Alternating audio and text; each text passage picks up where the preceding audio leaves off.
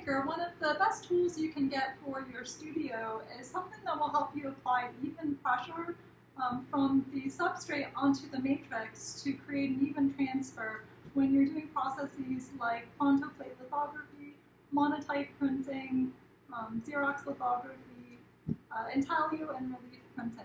And thanks to the boon of crafts artists, we have a lot more tools at the ready than we would have had maybe 20 years ago.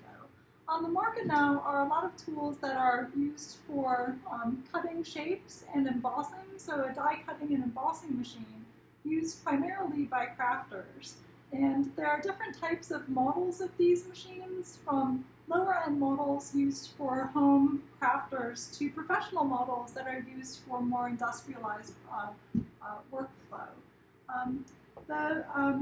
The press is basically the same as an etching press in that you're going to have a bed that can travel horizontally, and then there's a roller that will be used to put even pressure over the bed and the materials as they travel underneath the roller. So after the box is opened up, you're going to remove all of the protective packaging that's around the press.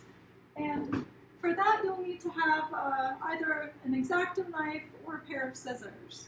I already have mine unpackaged fully and laid out for us to take a look at. The main component is a very sturdy piece of equipment.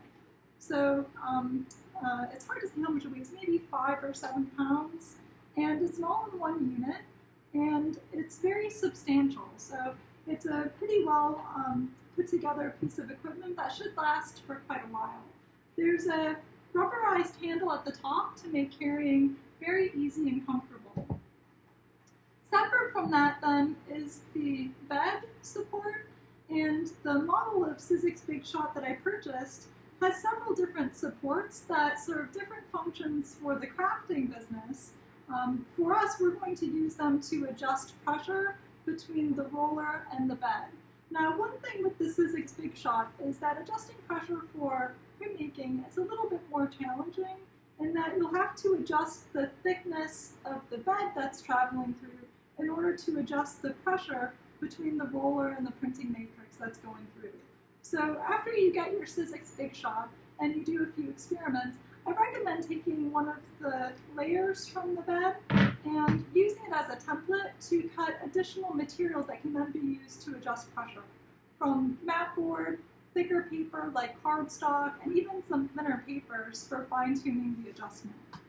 And I've also seen some printmakers who will make an extended bed, because though the width of the roller is fixed, the length can be as long as you want. So you could even produce prints that are incredibly long using this machine. Bed supports created using MDF, thick pieces of plexiglass, or even sturdy pieces of compressed cardboard and mat board can all be used to create really substantial and sturdy extended press beds. The instruction manual has the instructions for how to assemble the hand crank. And the hand crank appears to be fairly easy to take on and off. I recommend leaving it attached though, if you know you're going to be using it for pretty frequent use. If you know you're storing the press for quite a while, then you are able to remove the handle for storage. You'll just want to make sure that the small components are put someplace where you won't be able to misplace them. So perhaps taking them to the bottom side of the press during storage. There's a protective end cap over the end of the crankshaft, and if you know you want to be able to remove your handle for storage, I recommend that you keep this piece to help protect the end of the crankshaft from becoming bent or damaged.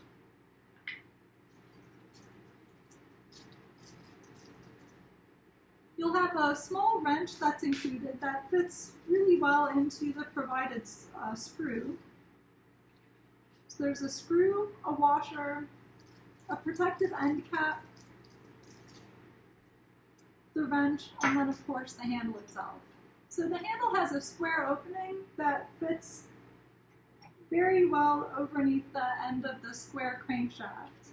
And next you're going to take the washer that's included and place it over the end of the screw. And then this will slide into the opening.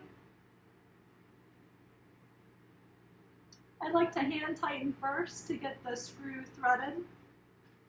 And then you'll use the provided wrench to hand tighten.